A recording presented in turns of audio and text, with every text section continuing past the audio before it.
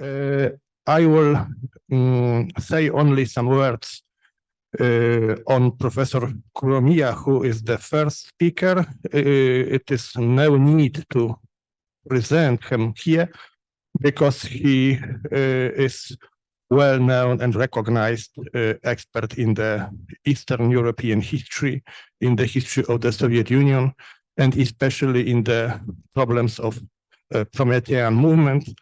And he works at the American Indiana University in the United States. And let me say that his presentations is entitled Imperial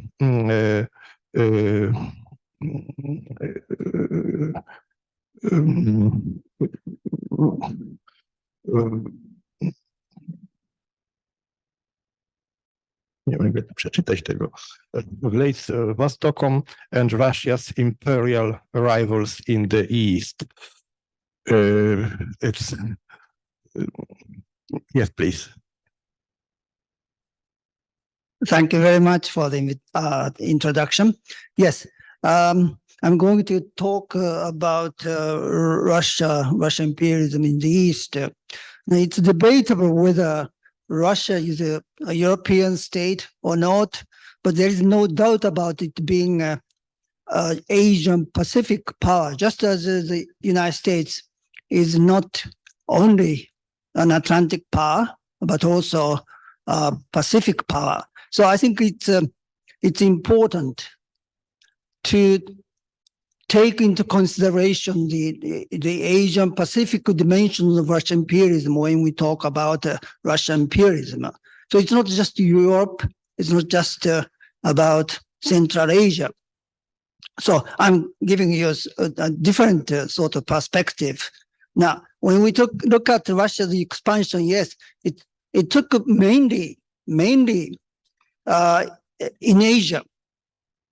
Already in the 18th century, Russia reached the North American continent. When Russia expanded there in Asia, particularly in North America, it faced Great Britain face to face. Now, what did it mean? It meant that this expansion of Russia to the east, in my view, defined the geopolitical configuration that emerged in the late 19th century and thrived in the 20th century. And today in the 21st century, we still seem to have not outlived it. It's changing because of the rise of China, decline of the British Empire, and so on. Now, more concrete, what kind of political configuration means? This is a sort of Russo-American, Soviet-American political romance. Wasn't a real romance. Russia basically faked or feigned the romance with America, and America had reason to return favor to Russia and the Soviet Union. So we're not all talking about real romance, but there was a kind of sort of a political romance that lasted really through the late 19th century. There were some disruptions, but 20th century, including the Cold War period. Now, it may sound odd to talk about some kind of romance between the United States and the Soviet Union, but there is reason for me to say that, and I'd like to say a few words about it later. But my focus today is on the earlier period. When we talk about Russian imperialism, spatial expansion, it's certainly incredibly astonishing. Some studies show that for 400 years from the 16th century to the early 20th century, on average, Russia did something like 50 square miles or 130 square kilometers to its territory every single day for 400 years. If we convert this into sort of annual dimension, then it's something like, let me see,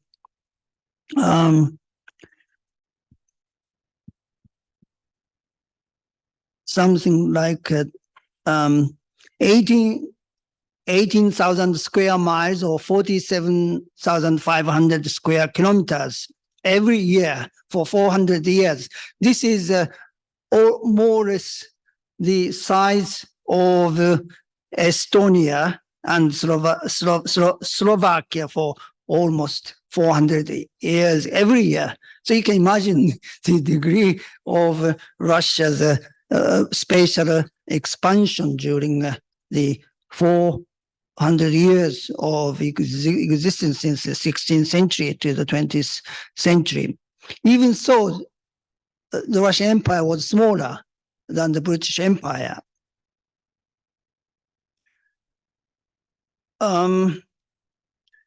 Russia's expansion to the east, to Asia, to the Pacific region, certainly brought itself to face with the British Empire. And the Russian Empire certainly did understand that it was not up to the British Empire. So what Russia did was to concentrate on where the British Empire was weak, namely northeastern Eurasian continent. And that's when, say, Russia annexed Amur regions from China in 1858, 1859, 1860. The size is 1.7 million square kilometers.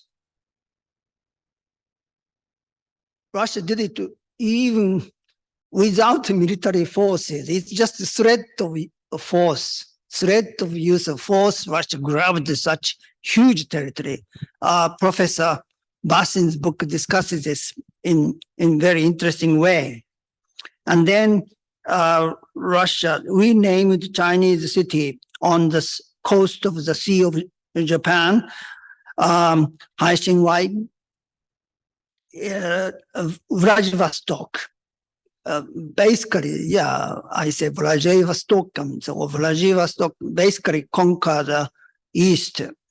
At least it perceived so. It's similar to, say, Vladikavkaz in the Caucasus. Or maybe we can say that Vladimir, Putin's first name, or Volodymyr Zelensky, that may mean similar ideas. But what I'm saying that Vladivostok is taken by observers as meaning Russia's intent to conquer the east. And Vladivostok is only 700 kilometers from Tokyo, whereas it's like 5,000 kilometers from St. Petersburg. So you can understand what this meant for Japan and other countries in the region.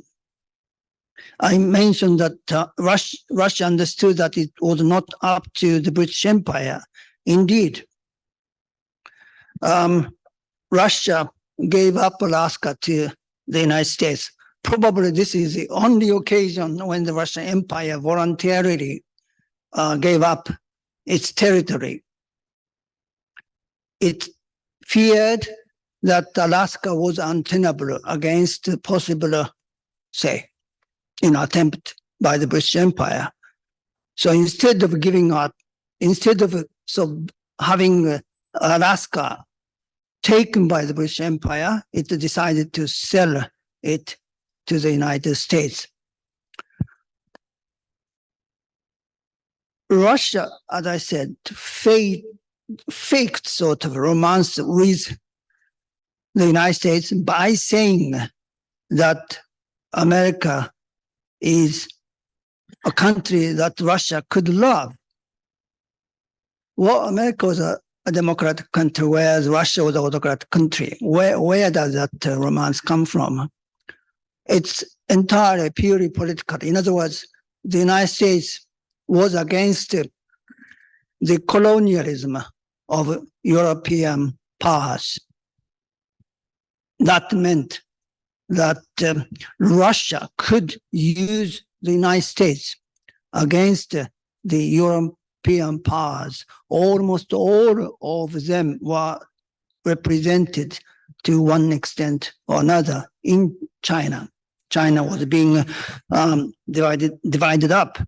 And the first major steps taken by European powers were made by Russia. So, yeah, Russia was a European power in that sense. So it's certainly quite hypocritical of Russia to present itself as something or some power against European colonialism. United States had its own reason to welcome it. United States certainly was in contention with the British Empire, and Russia's sort of offer of rapprochement or closer relations was certainly welcomed by the United States, even though Russia was an autocratic state. So I think Professor Basin in his book on this region in the 19th century certainly talk about Russian-American alliance or cooperation or that sort of relationship between the two huge countries in the Pacific region. Now, this sort of honeymoon continues until the mid-1890s, when it began to collapse because the United States began to be concerned about Russia's sort of southward expansion in the Far East, on the Asian continent, particularly northern China and Korea. And of course, Russia's interest in this part of the Far East led to the Sino-Japanese War in 1894-95. This was basically, it was fought between China and Japan, but it was really a war between Russia and Japan for the control of Korea. In this war, United States was neutral officially, but of course, United States sympathy was with Japan because United States, as I said, began to fear Russia's expansion to the south, Asian south. Then, of course, 10 years later, finally, directly, Russia and Japan fought, in which the United States, of course, supported Japan. This is a well-known story. But as soon as Japan beat Russia, U.S. sympathy completely changes. Theodore Roosevelt correspondence remarks clearly show that U.S. sympathy radically, suddenly changed in favor of Russia because Japan's rise was an unexpected factor that would disrupt the political configuration in the Far East. So what would happen after the Russo-Japanese War? This is a very interesting story about sort of imperial game. Russia immediately proposes, often secretly, to form an alliance with Japan against the United States. It was not openly discussed. There were 3 agreements between Russia and Japan, and there were 3 secret parts to the agreement. And in 1916, during World War I, Japan and Russia formally forms a sort of alliance in which it specifies against whom the alliance had been concluded. On paper, it's written Germany. There is speculation that this was a sort of disguise In fact, their common enemy was the United States, because Russia and Japan secretly divided Manchuria and Inner Mongolia. And Manchuria was a huge territory, bigger than France and Germany combined. There, of course, Russia had started laying a railway, the end of the Trans-Siberian Railway through Manchuria. And the United States was very much concerned about losing railway concessions rights to Japan and Russia. So here, Russia deliberately tried to pit Japan and the United States against each other. And by allying with Japan, it hoped that US hostility toward Japan would only increase. And indeed, during this period, there were war scares between the United States and Japan. The United States, for the first time in its history during peacetime, started drafting war plans, Plan Orange, and that was against Japan. So it was the beginning of what we call the Pacific War from 1941-45. And here Russia was certainly quite active, and without considering Russia's operations in the Far East, we really could not understand the history of the 20th century in this region of the world. I mentioned that the alliance between Russia and Japan probably had the United States in mind, not in Germany.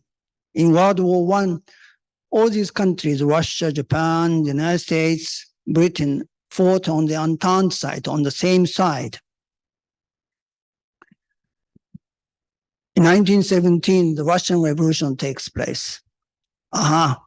Immediately after the revolution, the Bolsheviks published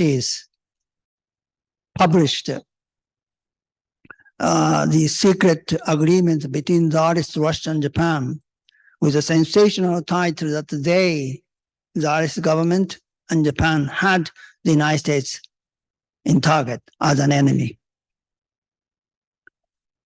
We don't know whether it's true or not, but the Bolsheviks did. So intent was very clear that the Bolsheviks' strategy in the Far East was to pit Japan and the United States against each other. And indeed, when foreign intervention started in Siberia, both Japan and the United States intervened.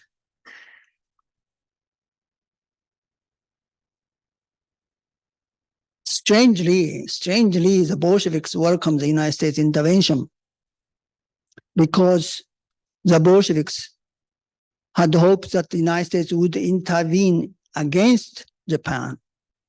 And it was certainly the case that the United States sent their forces mainly to watch the Japanese forces, prevent Japan from taking too much of the Far East. The intervention failed by 1920, and peace came back more or less to the Far East. Now, what will happen? Lenin created a front organization called the Far Eastern Republic, encompassing a very large chunk of the Russian Far East. This was a front organization, not supposed to be a Bolshevik organization, mainly, of course, staffed by the Bolsheviks. Head was Krasneshchokov, who had studied in the United States as a student, I think. Interestingly, the United States had representatives here in the Far Eastern Republic, first based in Belfort-Neudinsk, today's Ulan-Ude, and later it moved to Chita. And then, surprisingly, the United States let the Far Eastern republics use its diplomatic cables. Or what kind of agreement is that? Soon, 1921-22, the Washington Conference of Naval Limitation took place. Here, of course, there were secret agreements between the United States and the Far Eastern Republic. Far Eastern Republic deluged the United States with pamphlets and propaganda saying how, or showing how democratic the Far Eastern Republic actually was.